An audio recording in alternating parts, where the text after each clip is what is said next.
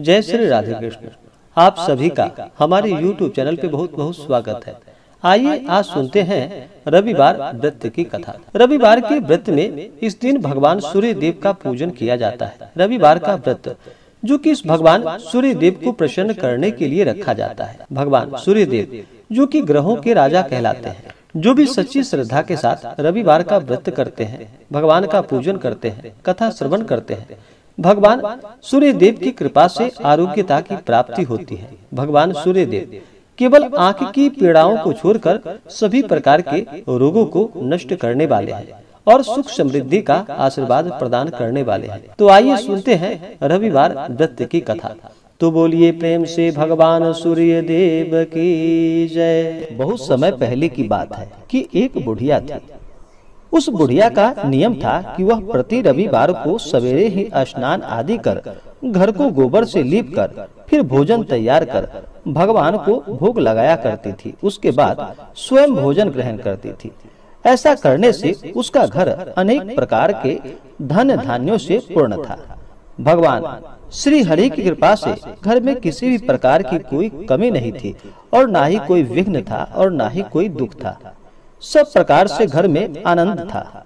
इस तरह कुछ दिन बीत जाने पर उसकी एक पड़ोसन जिसकी गौ का गोबर वह बुढ़िया लाया करती थी, विचार करने लगी कि यह वृद्धा सर्वदा मेरी गौ का गोबर ले जाती है, इसलिए अपनी गौ को घर के भीतर बांधने लग गई। बुढ़िया को गोबर न मिलने से रविवार के दिन अपने घर को न लीप पाई, इसलिए उसने ना तो भोजन बनाया न भगवान को भोग लगाया और स्वयं भी उसने भोजन का एक अन्न भी ग्रहण नहीं किया। इस प्रकार उसने निराहार व्रत किया। रात्रि हो गई और वह भूखी ही सो गई।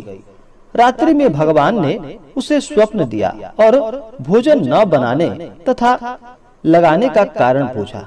वृद्धा ने गोबर न मिलने का कारण भगवान से कह सुनाया।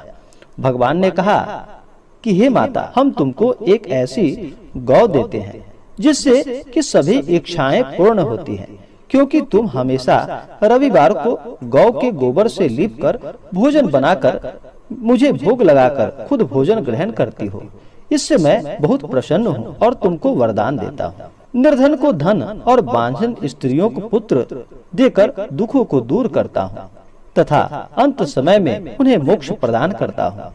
स्वप्न में ऐसा वरदान देकर भगवान वहाँ से अंतर ध्यान हो गए और वृद्धा की आंखें खुली तो वह देखती है कि आंगन में एक अति सुंदर गौ और बछड़ा बंधा हुआ है। वह गाय और बछड़े को देखकर अति प्रसन्न हुई और उसको घर के बाहर बांध दिया और वहीं खाने को चारा डाल दिया। जब उसकी पड़ोसन बुढ़िया ने घर के बाहर एक अति सुंदर गौ और बछड़े को देखा तो द्वेष भाव के कारण उसका हृदय जल उठा और उसने देखा कि गाय ने सोने का गोबर दिया है, तो वह उस गाय का गोबर वहां से उठाकर ले गई और उस गोबर सोने के गोबर की तरह ही अपना गाय का गोबर वहां पे रख गई। वह नित्य प्रतिदिन ऐसा ही करती रही और सीधी सादी बुढ़िया को इसकी कोई खबर ना थी। तब ईश्वर ने सोचा कि चालाक पड़ोसन के कर्म से बुढ़िया ठगी जा रही है,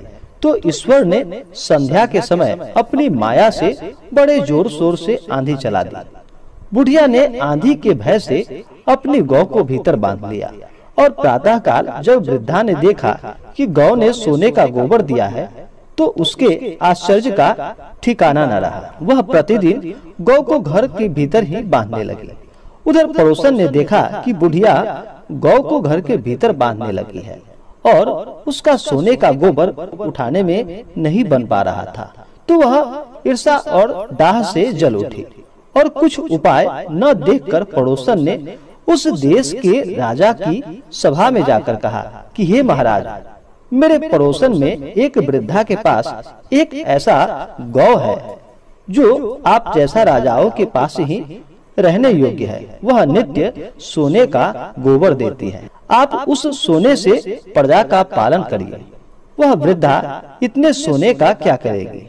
राजा ने यह बात सुनकर अपने दूतों को वृद्धा के घर से गौ लाने की आज्ञा दे दी। वृद्धा प्रातः काल ईश्वर को भोग लगाकर भोजन ग्रहण करने ही जा रही थी कि राजा के दूत वहाँ पर आए और गौ खोलकर वहाँ से ले गए। वृद्धा काफी रोई चिल्लाई, किंतु कर्मचारियों ने कुछ भी उसकी एक ना सुनी। उस दिन वृद्धा गौ के वियोग में भोजन न खा सकी और रात भर रो रो कर ईश्वर से गौ को पुनः पाने के लिए प्रार्थना करने लगी। उधर राजा गौ को देखकर बहुत प्रसन्न हुआ, लेकिन सुबह जैसे ही उठा तो सारा महल गोबर से भरा हुआ दिखाई देने लगा। राजा यह देखकर घबरा उठा। भगवान ने रात्रि में राजा को स्वप्न में कहा कि हे राजा, गाय वृद्धा को लौटाने में ही तेरी भली है। उसके रविवार के व्रत से प्रसन्न होकर मैंने उसे इस गौ को प्रदान किया है। प्रातः होते ही राजा ने वृद्धा को बुलाकर बहुत से धन के साथ और सम्मान सहित उसे गौ बछड़ा लौटा दिया। उसकी पड़ोसन को बुलाकर उचित दंड दिया। इतना करने के बाद राजा के महल से सभी गंदगी दूर हो गई। उस दिन से राजा ने नगरवासियों को और सभी को आदेश दिया कि सभी मनोकामनाओं को पूर्ण करने वाला रविवार को इस व्रत को करे। व्रत करने से नगर के सभी लोग सुखी जीवन व्यतीत करने लगे। कोई भी बीमारी तथा प्रकृति का प्रकोप उस नगर पर नहीं हो पा रहा था। सारी प्रजा बड़ी सुख से रहने लगी और भगवान सूर्य देव का सभी भजन कीर्तन और व्रत करने लगे। हे भगवान सूर्य देव, जिस प्रकार आपने उस बुढ़िया पर अपना कृपा किया, हे प्रभु आप अपने भक्तों पर इसी प्रकार से सदैव अपना कृपा दृष्टि बनाए रखना। जो भी आपका व्रत करे, जो भी आपके व्रत का कथा श्रवण करे, हे भगवान सूर्य देव उसके घर को सभी प्रकार से सुखों से पूर्ण रखना। घर में हर प्रकार से धन धान्य भरा रखना। तो बोलिए प्रेम से भगवान सूर्य देव की जय। इसी प्रकार से जो भी भक्त, जो भी जातक सच्ची श्रद्धा के साथ, नियम और निष्ठा के साथ रविवार का व्रत करते हैं, भगवान सूर्य देव का पूजन करते हैं, इन्हें अर्घ्य प्रदान करते हैं, इससे भगवान सूर्य देव प्रसन्न होकर के आरोग्यता को प्रदान करते हैं तथा अपने भक्तों को मनोवांछित फलों को प्रदान करते हैं। रविवार के दिन चाहिए कि इस दिन सुबह उठकर नित्य क्रियाओं से निवृत्त होकर के गंगा नदी में या घर के नहाने के पानी में ही थोड़ा सा गंगा जल मिलाकर स्नान करना चाहिए। शुद्ध वस्त्र धारण करना चाहिए और सबसे पहले भगवान सूर्य देव को अर्घ्य प्रदान करना चाहिए। भगवान सूर्य देव जो कि पृथ्वी पे साक्षात देवता रूप में माने जाते हैं, इनसे सभी जीव जंतु वनस्पति आदि भगवान सूर्य देव से ऊर्जा प्राप्त करते हैं। भगवान सूर्य देव को प्रसन्न करने के लिए जल में लाल चंदन और लाल पुष्प डाल करके भगवान सूर्य देव को अर्घ्य प्रदान करना चाहिए। अर्घ्य देते समय आप चाहें तो इन मंत्रों का जप कर सकते हैं। मंत्र ओम एहि सूर्य सहस्त्रांशु तेजो रासे जगतपते अनुकंपमान भक्त्या ग्रहणा अर्घ्य दिवाकर। इन मंत्रों के द्वारा भगवान सूर्य देव को अर्घ्य प्रदान करना चाहिए। यह अगर मंत्र बोलना संभव ना हो तो आप ओम श्री सूर्य देवाय नमः, श्री भास्कराय नमः, श्री दिवाकराय नमः, ओम घृणी सूर्याय नमः, इन मंत्रों का आप उच्चारण कर सकते हैं और भगवान सूर्य देव को अर्घ्य प्रदान करें। इससे लाभ की प्राप्ति होती है।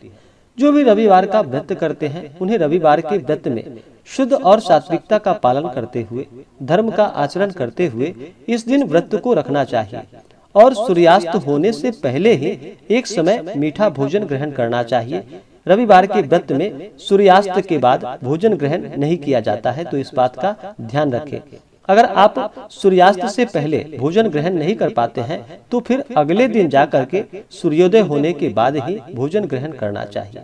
नहीं तो सूर्यास्त से पहले एक समय मीठा भोजन ग्रहण करना चाहिए। रविवार के व्रत में नमक युक्त भोजन बिल्कुल भी ग्रहण नहीं करना चाहिए। इस दिन धर्म का आचरण करते हुए रहना चाहिए। जो भी व्रत धारक हैं उन्हें किसी के ऊपर क्रोध नहीं करनी चाहिए। अपने मन में किसी के प्रति ईर्ष्या या द्वेष का भाव नहीं लाना चाहिए।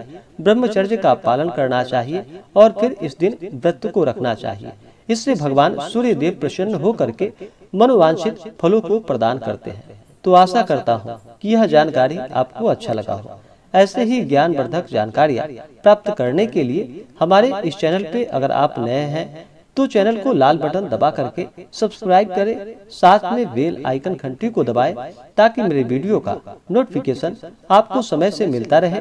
वीडियो को लाइक करें, शेयर करें, सुखी रहें और स्वस्थ रहें। जय श्री राधे कृष्ण। धन्यवाद।